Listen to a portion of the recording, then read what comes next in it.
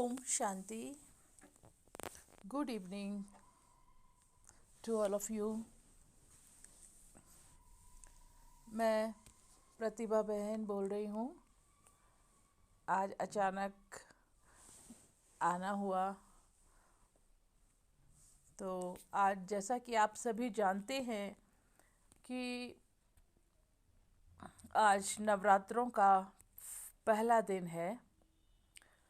तो मन में संकल्प आया कि हम नव दुर्गा के ऊपर ही कुछ क्लास में रिवीजन करेंगे. जैसा कि हम सभी ब्राह्मण आत्माएं, पवित्र ब्राह्मण आत्माएं इस संगम युग पर सभी होवनहार देवी देवताएं हैं. तो कैसे हम जब भी मंदिर में जाते हैं तो देवी अष्टभुजा धारिणी दुर्गा के सामने जब खड़े होते हैं तो हम उनके क्या हमारे मन में भाव उत्पन्न होते हैं. भक्त लोग पूजा करते हैं, चढ़ाते हैं, चढ़ावा चढ़ाते हैं, मन्नत मांगते हैं.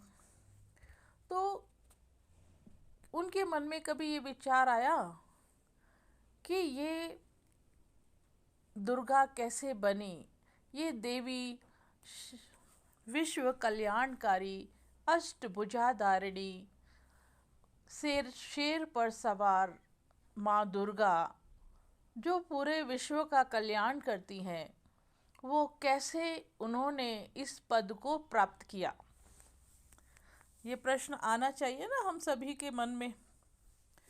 तो हम ब्राह्मण बच्चे तो समझते हैं, लेकिन पूरे सभी आत्माएं इसका नॉलेज उनको नहीं होता है.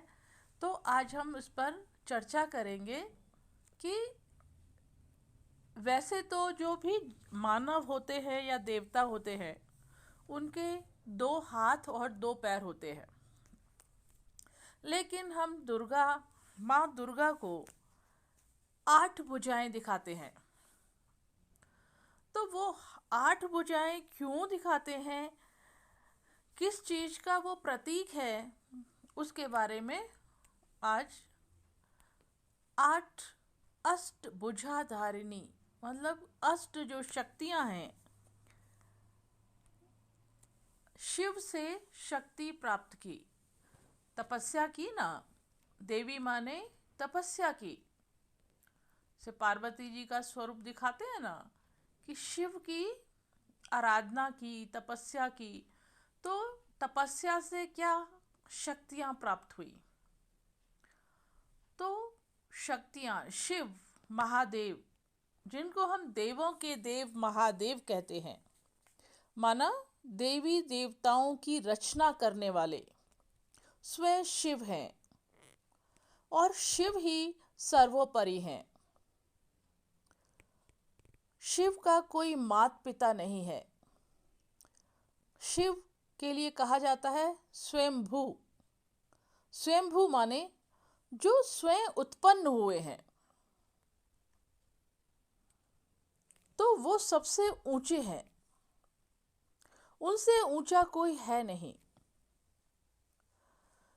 तो शिव को सर्वशक्तिवान कहा जाता है. तो वो सर्वशक्तिवान शिव कि जब हम आराधना करते हैं, पूजा करते हैं, तपस्या करते हैं, एकांत में उनके स्वरूप को याद करते हैं, उनका स्वरूप कैसा है. दुनिया वाले ये भी नहीं जानते कि शिव का असली स्वरूप कैसा है. वो तो बोलते हैं कि भगवान सर्वव्यापी है, पर हम सभी बच्चे जानते हैं कि ये बात गलत है. शिव ही भगवान है, परमात्मा है, ईश्वर है, अल्लाह है, गॉड है, खुदा है. क्योंकि ईश्वर सिर्फ एक है. तो शिव के लिए ही कहा जाता है शिव परमात्माए नमः। और किसी के लिए नहीं कहा जाता ये, और सभी के लिए क्या कहा जाता है? ब्रह्मा देवताय नमः, विष्णु देवताय नमः, शंकर देवताय नमः। लेकिन शिव के लिए कहा जाता है शिव परमात्माए नमः। शिव ही परमात्मा है, शिव ही खुदा, अल्लाह, ईश्वर, अनेकों नाम से हम उनको, अलग अलग धर्म वाले अलग अलग नाम से उनको पुकारते हैं, याद करते हैं, सिमरन करते हैं। तो ईश्वर एक है और वो शिव है। देखिए, कोई भी देहधारी ईश्वर नहीं हो सकता, क्योंकि भगवान या ईश्वर जिनको हम कहते हैं, परमात्मा कहते हैं, वो अमर है। भगवान अमर है ना, वो कभी जन्म मरण में नहीं आता, वो है ही अमर, अजर अमर अविनाशी। तो लेकिन जो भी देहधारी हैं, चाहे वो देवी देवताओं का भी शरीर है और साधारण मनुष्यों का भी शरीर है, तो हम जानते हैं कि जो शरीरधारी हैं, जिनका शरीर है, उसका जन्म भी होता है और उसका मरण भी होता है। लेकिन शिव का शरीर नहीं है। आप देखिए, मंदिरों में देवी देवताओं की मूर्तियां होती हैं, लेकिन शिव का शिवलिंग दिखाया जाता है। उनका कोई अपना शरीर नहीं है, क्योंकि वो ऐसे जन्म, जैसे हम मानव जन्म लेते हैं या देवी देवताएं जन्म लेते हैं, उस तरह से शिव का जन्म नहीं होता है। तो शिव स्वयं उत्पन्न हुए हैं, स्वयंभू। इसलिए शिव ही ईश्वर है, परमात्मा है, वही अजर अमर अविनाशी हैं और वही सर्वोपरि हैं, ऊंचे ते ऊंचे हैं। देवी देवताओं की रचना करने वाले, देवी देवताओं को बनाने वाले भी शिव हैं। इसीलिए शिव को महादेव कहा जाता है। देवों के देव महादेव शिव हैं। तो शिव ही ईश्वर, परमात्मा, अल्लाह, सब शिव के ही नाम हैं। अलग धर्म वाले उनको अलग अलग नाम से पुकारते हैं, पर हम सब देवी देवताओं के और हम सब मनुष्य आत्माओं के वो पिता हैं। हम सब आत्माएं हैं, कोई देव आत्मा है तो कोई जीव आत्मा है, कोई महान आत्मा है, कोई, तो हैं हम सब आत्माएं। तो आत्मा रूप में हम उन परम पिता परमेश्वर के हम सब बच्चे हैं। अब परमात्मा ने देवी देवताओं की रचना की। अब देवी कैसे बनी? जब हम परमात्मा को उनके स्वरूप में याद करते हैं, उनका जो यथार्थ स्वरूप है वो है निराकार, ज्योति बिंदु। क्राइस्ट भी कहते हैं ना, गॉड इज लाइट। और गुरु नानक भी कहते हैं वो एक ओमकार निराकार है। तो स्वयं वो निराकार हैं और बहुत अति सूक्ष्म बिंदु है, लेकिन है सर्वशक्तिवान। तो जब हम उनको यथार्थ रीति जैसे वो हैं, उनके स्वरूप से हम सब आत्माएं उनको याद करती हैं, उनको सिमरन करती हैं, तो हमें उनकी शक्तियां हमें प्राप्त होती हैं। जो हम राजयोग मेडिटेशन जिसको कहते हैं, ब्रह्मा कुमारीज में राजयोग मेडिटेशन सिखाया जाता है। उस मेडिटेशन का मतलब है कि मुझ आत्मा को परमात्मा से जोड़ना, और जब मैं उससे कनेक्ट हो जाती हूँ तो उसकी सर्वशक्तियाँ, सर्वगुण धीरे धीरे मुझ में भी आने लगते हैं। संग का रंग लगता है ना, तो परमात्मा के संग में जितना रहेंगे, जितना उसको सिमरन करेंगे, वो उसका स्वरूप का असर हमारे अंदर भी आएगा। तो जो बहुत साधक हैं, जो बहुत मेडिटेशन करते हैं, परमात्मा शिव को याद करते हैं, उनके यथार्थ विधि से और उनके यथार्थ स्वरूप को याद करते हैं, तो परमात्मा से उन्हें शक्तियों की प्राप्ति होती है। और वो है अष्ट शक्तियाँ, जो दुर्गा को 8 हाथ के रूप में दिखाते हैं। तो वो अष्ट शक्तियाँ शक्ति को दिखा नहीं सकते हैं, तो उनको भुजाओं के रूप में दिखा दिया, क्योंकि भुजा हमारी शक्ति है ना, भुजा से ही तो हम सारे कार्य करते हैं। तो इसलिए उनको अष्ट शक्तियों को 8 भुजा दिखा दिया गया है। इसीलिए वैसे देवी की 2 ही हाथ होते हैं, पर शक्तियों को दर्शाने के लिए उनके 8 हाथ दिखाए जाते हैं। ये प्रतीक है, उनके 8 हाथ है नहीं, लेकिन शक्तियों का प्रदर्शन करने के लिए एक सिंबल बना दिया है कि ये 8 हाथ हैं और ये 8 शक्तियाँ उन्होंने धारण की हैं। तब ये उनको कहा जाता है शिव शक्ति, अष्टभुजा धारिणी दुर्गा।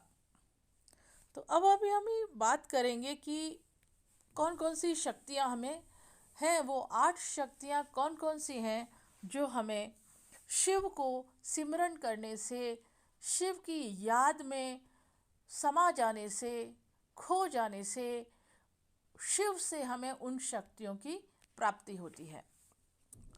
तो वो शक्तियाँ इस प्रकार हैं। पहले लीजिए सहन करने की शक्ति। सहन करने की शक्ति बहुत बड़ी शक्ति है। आप देखिए, कोई व्यक्ति, एक परिवार है, उसमें अगर हम कोई व्यक्ति बहुत गुस्से वाला है, सपोज पति पत्नी है, और पति बहुत गुस्से वाला है, हर बात पे गुस्सा करते हैं, तो अगर पत्नी भी बार बार गुस्सा करे तो घर की हालत क्या होगी। और अगर पत्नी समझदार है, उसमें सहन करने की शक्ति है कि ठीक है, कह दिया, कोई बात नहीं, तो देखिए बात वहीं पर थम जाती है। तो सहन करना, उससे क्या होता है, पूरा घर फिर बना रहता है। एक के बोलने से तो कुछ नहीं होता है ना, जब दोनों बोलते हैं तब झगड़ा होता है। तो अगर एक शांत हो जाए, एक बोल भी रहा है, क्रोध भी कर रहा है, लेकिन एक सामने वाला पक्ष शांत है और सहन कर रहा है कि कोई बात नहीं, छोड़ो, जाने दो, झगड़ा बढ़ेगा, तो समझदार कौन हुआ? जो सहन कर रहा है। उससे क्या हुआ, पूरे घर का वातावरण खराब नहीं होगा। तो सहन शक्ति जिसमें होती है, वो बड़ी बड़ी चीज़ों को भी आसान बना देते हैं, सरल बना देते हैं। किसके हिसाब से? सहन शक्ति के हिसाब से, जिसको हम कहते हैं पावर टू टॉलरेट। तो सहन शक्ति, जो सोच है मेरी, कि उसके हिसाब से सहन शक्ति तो बहुत बड़ी शक्ति है। और ज़्यादातर हम महिलाओं में सहन शक्ति पुरुषों के हिसाब से ज़्यादा होती है। इसीलिए माँ क्या है, स्त्री है ना, तो उनको सहन शक्ति का प्रतीक दिखाया है। तो पहली शक्ति सहन शक्ति है। तो ये शक्ति हम जितना जितना हम राजयोग मेडिटेशन का अभ्यास करते हैं, यानी परमात्मा की, शिव की याद में बैठते हैं, तो हमें हमारी जो सहन शक्ति है, वो शक्ति हमें परमात्मा से प्राप्त होती है और हमारे अंदर सहन शक्ति बढ़ जाती है। तो कितनी लाभकारी है सहन शक्ति। जितना जितना हमारे सहन करने की शक्ति होगी, उतना उतना सारे कार्य सहज हो जाएंगे।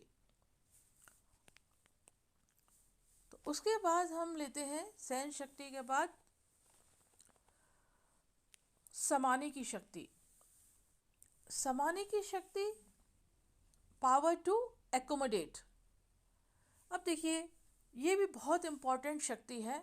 सारी शक्तियाँ इम्पॉर्टेंट हैं, लेकिन जिसके अंदर समाने की शक्ति होती है ना, समाने की शक्ति मतलब कोई बात चल रही है, जैसे जर्नली क्या होता है, कुछ कुछ घटना घट गई और वो हमने देखा, अच्छा ये यहाँ पर ये हुआ, हमें पता लगा या हमने देखा, तो हम क्या करते हैं, जिसकी आदत होती है ना इधर उधर करने की, वो 4 लोगों को बता देता है, देखो ऐसे ऐसे हुआ या उसने ऐसे किया। तो 4 लोगों तक उसने बात बता दी। अब आप बताइए, वो 4 लोगों से फर्दर वो 4 लोग कितनों को और आगे बताएंगे, फिर वो आगे और बताएंगे। तो इसको कहते हैं, एक बात हुई या एक घटना घटी, कोई भी घटना, उसको उसका वो कितने लोगों के तरफ उसके थ्रू जाते जाते वो बात के सही मायने ही खत्म हो जाएंगे, उसका रूप ही बदल जाएगा और बात को फैलाने से वायुमंडल खराब होता है। इसलिए कोई बात हुई तो अपने अंदर ही समा लो। अगर समाने वाली बात है तो समा लो उसको अंदर, उसको इधर उधर लोगों को बताकर और फिर वो आगे और बताएंगे, ऐसा नहीं करो। तो समाने की शक्ति भी बहुत बड़ी शक्ति है। बहुत घट बात छोटी होगी, बात का बतंगड़ बन जाता है, तो बात को बात ही रहने दो, उसको बतंगड़ नहीं बनाओ। इसलिए अपने अंदर ही समा लो। तो जितनी भी बहुत मैच्योर आत्माएं होती हैं, वो क्या करती हैं, बात को ठीक है जाने दो, वो किसी को बताएंगे भी नहीं, कुछ नहीं। ये होती है राइट, ये होती है राइट थिंग। जहाँ अगर कोई बात ऐसी है कि बतानी ही है, तो अपने सीनियर को बताओ, जहाँ से उसका प्रभाव निकलेगा, जहाँ से उसका रिजल्ट निकलेगा, उसको बताओ। बाकी सबको इधर उधर बात बताने की आवश्यकता नहीं होती, सब बातों को बताने की आवश्यकता नहीं होती। तो इसको हमें अपने अंदर समा लेना चाहिए। तो कई गलत चीज़ होते होते बच जाती है। आप भी अपने घर में, आप बताइए आपकी फैमिली में कोई है, तो हम अपने घर की बात बाहर कहते हैं किसी से? नहीं कहते ना। क्यों? कि ये तो हमारे एक अपने घर का ही मेंबर है, इसलिए इसको हमें, इसके बारे में हम कुछ नहीं कहेंगे, ये हमारा अपना है ना। तो अपने घर की बात हम कहीं बाहर नहीं कहते हैं, अपने अंदर ही समा लेते हैं। ऐसे ही समाने की शक्ति, जो चीज़ नहीं है उसको समा लेना चाहिए। तो बहुत बात आगे बढ़ने से या कुछ बात का कुछ हो जाए, वो चीज़ बच जाती है। तो ये हो गई हमारी समाने की शक्ति। फिर सामना करने की शक्ति। सामना करने की शक्ति भी इम्पॉर्टेंट शक्ति है। उसमें क्या होता है, कोई वाकई में कुछ गलत हो रहा है, हम सहन करते हैं, लेकिन अगर कुछ गलत हो रहा है तो वहाँ सहन नहीं करना होता है, वहाँ पर सामना करना होता है कि ये बात गलत है या ये काम गलत है, ऐसे नहीं करना है। सामने वाला नहीं मान रहा है तो सामना करना होता है, मतलब उस बात को ठीक करना है। उस समय हमें सामना करने की शक्ति यूज़ करनी है। अगर हम वहाँ भी सहन करेंगे तो कोई गलत बात फिर और बढ़ती जाएगी, बढ़ती जाएगी, बढ़ती जाएगी। तो गलत बात को ठीक करना है या ठीक करवाना है, और अगर नहीं हो पा रही है तो सामना भी करना पड़ेगा। ठीक है, ये है सामना करने की शक्ति। फिर है सहयोग करने की शक्ति। सहयोग करने, आप देखिए सहयोग करने की शक्ति बहुत कितनी इम्पोर्टेंट है कि कोई भी बड़ा कार्य, आप अपने घर में कोई फंक्शन ले लीजिए, शादी होती है, तो शादी सहयोग करने मतलब पावर टू कोऑपरेट, और सामना करने की शक्ति थी पावर टू फेस। तो पावर टू कोऑपरेट में क्या होगा, जैसे घर में शादी होती है तो एक दो जने ही शादी का काम करते हैं, सब मिलकर शादी का काम करते हैं तब इतना बड़ा प्रोग्राम हो पाता है। या हमारे सेंटर पर कोई प्रोग्राम है, कोई बड़ा फंक्शन है कहीं भी, तो या तो उसमें कितने लोग कार्य करते हैं तब जाके वो संपन्न होता है। तो ये है सहयोग करने की शक्ति। जिस जिसको जो कार्य आता है, जिसमें जो परफेक्ट है या एक्सपर्टाइज है किसी की, तो उस काम को अवश्य सहयोग देना चाहिए। तो वो काम क्या होता है, सहज और सरल हो जाता है और पता भी नहीं लगेगा कैसे बड़ा से बड़ा काम हम कर पाते हैं। ये सब आप इस चीज़ के अनुभवी हैं। तो ये है सहयोग करने की शक्ति। फिर है संकीर्ण करने की शक्ति। संकीर्ण करना मतलब विस्तार को सार में समा देना। जैसे कछुए का एग्जाम्पल लेते हैं ना, कछुआ क्या करता है, अपना कर्म करता है तो सारी कर्मेंद्रियों को फैला लेता है और जब उसका कार्य खत्म हो जाता है, सारी कर्मेंद्रियों को सिकोड़ के वो शांत होके बैठ जाता है। ऐसे ही हमें ये धारण करनी है शक्ति कि हम जो कार्य व्यवहार में आते हैं तो अपना कर्म करें कर्मेंद्रियों से, और जब कर्म समाप्त हो जाए तो साइलेंस में बैठ जाओ, शांत एकांत होकर बैठ जाओ। तो उससे क्या होगा, हमारी जो शक्तियां हैं वो वेस्ट नहीं होंगी, क्षीण नहीं होंगी और हमें शाम तक भी थकावट नहीं होगी। और कोई किसी चीज़ की विस्तार में नहीं जाना चाहिए तो नहीं जाना चाहिए, उसको शॉर्ट करके ख़त्म करना चाहिए बात को। इसलिए जैसे बाबा हम क्या बताते हैं, हमारे ब्राह्मण परिवार में क्या बताते हैं कि बच्चे कर्म करो, हम कर्म योगी जीवन है हमारा, हमें कर्म करना है, लेकिन कर्म करने के बाद शांत होकर एकांत में भगवान की याद में बैठ जाओ। तो हमें हीलिंग हो जाती है हमारी, हम चार्ज हो जाते हैं उसकी शक्तियों से और हम कितना भी कार्य कर सकते हैं, हमें थकावट महसूस नहीं होगी अगर हम इस शक्ति का प्रयोग कर रहे हैं तो। उसके बाद छठवीं शक्ति है पावर टू डिस्क्रिमिनेट, परखने की शक्ति। परखने की शक्ति से क्या होता है, ये बहुत आवश्यक शक्ति है। सारी शक्तियाँ ही अपने आप में इम्पोर्टेंट है।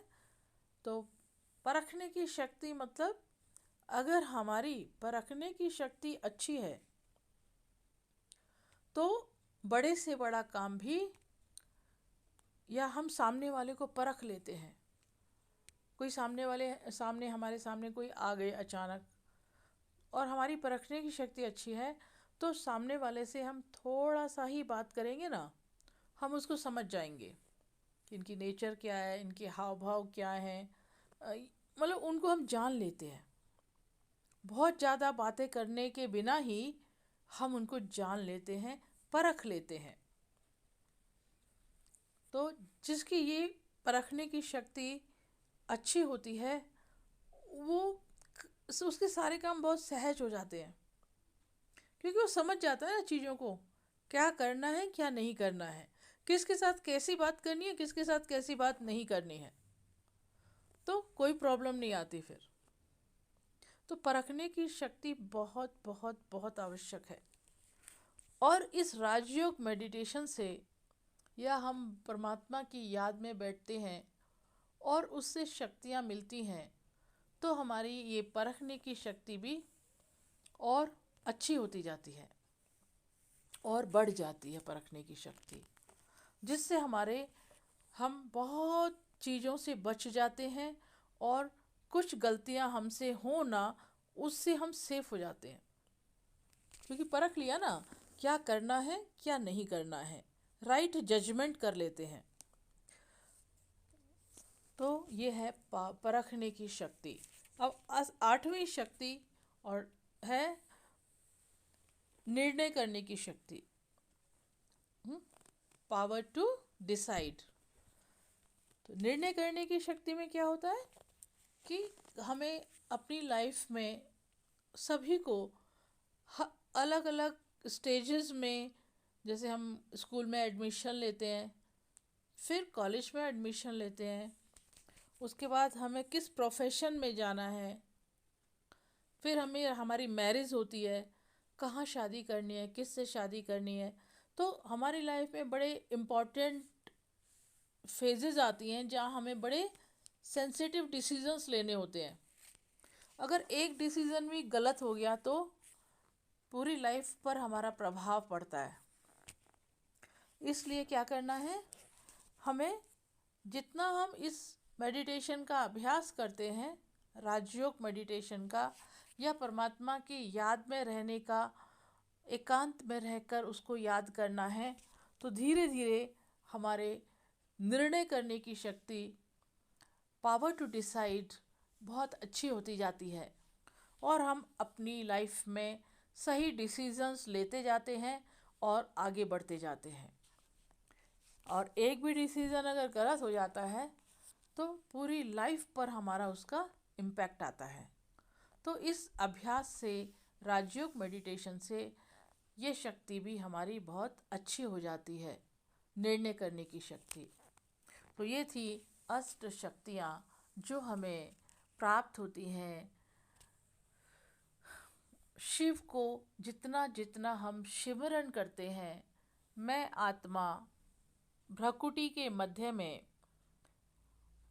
और परमात्मा निराकार point of light, source of positive energy, अपने को आत्मा समझ के उस बिंदु रूप सर्वशक्तिवान परमात्मा को जब मैं याद करती हूँ, सिमरन करती हूँ, तो उसकी शक्तियाँ मुझ आत्मा में समाने लगती हैं। उसकी एनर्जी मेरे आत्मा में भी, मुझ आत्मा में भी आने लगती है और मैं आत्मा भी चार्ज होने लगती हूँ और उसकी शक्तियाँ मुझ में आ जाती हैं। तो ये अष्ट शक्तियाँ हमारी, जितना जितना हम परमात्मा को याद करेंगे, राजयोग मेडिटेशन का अभ्यास करेंगे, उतना उतना ये शक्तियाँ हमारी और भी रिफाइन होती हैं और बढ़ती जाती हैं और हम अपनी लाइफ में हर डिसीज़न एक्यूरेट करते हैं और हर प्रकार की समस्या से बच जाते हैं और दूसरों को भी सहयोग कर पाते हैं।